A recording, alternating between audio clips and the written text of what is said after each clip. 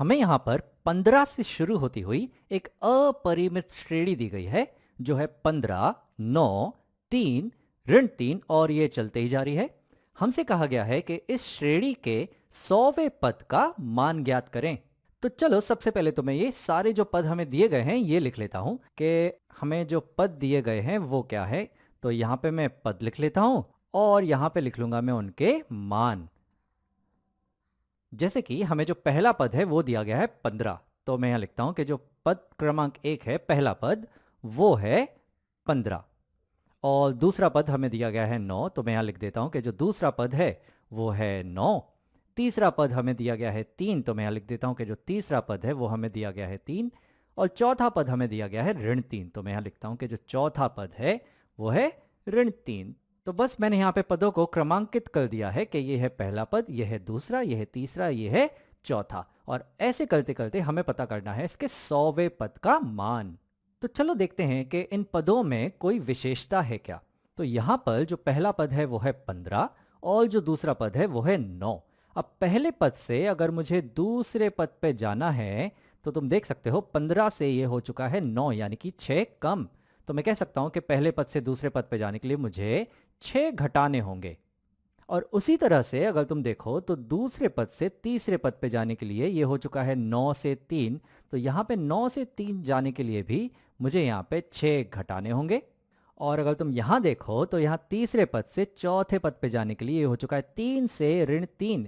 तो 3 में जब हम 6 घटाएंगे तो हम पहुंचेंगे ऋण 3 पर, यानी कि तीसरे पद से चौथे पद पे जाने के लिए भी मुझे 6 घटाने होंगे।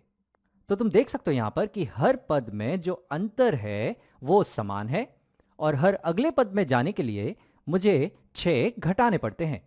तो यहाँ पर जो पहला पद है 15, वहां से अगर मुझे दूसरे पद पे जाना है तो मुझे 6 घटाना पड़ रहा है।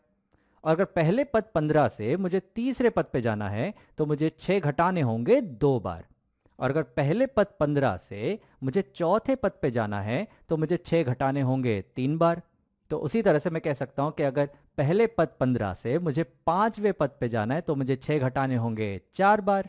तो ये तो यहाँ पर कुछ सूत्र बनता हुआ दिख रहा है। तो चलो मैं लिख लेता हूं उसे कि यहाँ पर हमें एक सूत्र बनता हुआ दिख रहा है। और वो क्या है कि 15 से शुरू करते हुए हर एक पद आगे जाने के लिए मुझे एक एक बार 6 घटाना पड़ रहा है। और हाँ, 15 से हम शुरू कर रहे हैं तो 15 में 6 नहीं घटाने। तो मैं लिखता हूं यहाँ पर कि जो पहला पद है वो कुछ इस प्रकार से है कि जो 15 है उसमें हमें कुछ नहीं घटाना है, तो मैं कहता हूं चलो उसमें मुझे 0 बार 6 घटाना है। तो मैं लिखता हूं यहाँ पे कि उसमें हमें घटाना है 0 बार 6। हाँ, लेकिन 15 से जब हमें दूसरे पद पे जाना है तो हमें एक बार 6 घटाना पड़ रहा है। तो मैं लिखता हूं कि जो दूसरा पद है वो हमें कैसे मिलेगा कि जब हम 15 में से घटाएंगे एक बार 6 तो हम पहुंचेंगे दूसरे पद पे।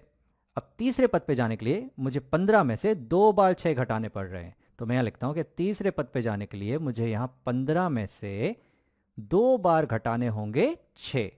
और उसी तरह से चौथे पद पे जाने के लिए 15 में से मुझे 3 बार 6 घटाने पड़ रहे हैं।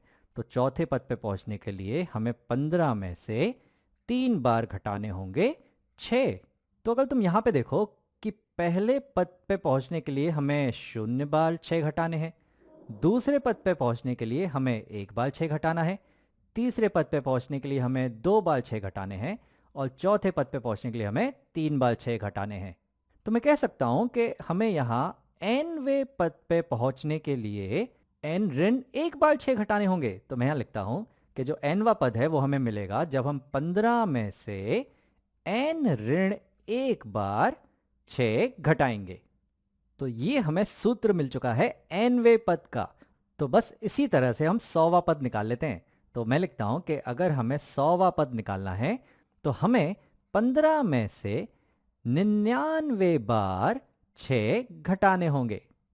तो यहां पर मुझे चाहिए 99 गुणा 6। तो मैं निकाल लेता हूं ये 99 गुणा 6। तो 9 गुणा 6 हो जाएंगे 54। तो यहाँ 5 जुड़ जाएंगे, 4 यहाँ लिख देता हूँ, ये हो गए 54। और 9 गुणा 6 फिर से होंगे 54 और उसमें जब 5 जुड़ेंगे तो ये हो जाएंगे 59।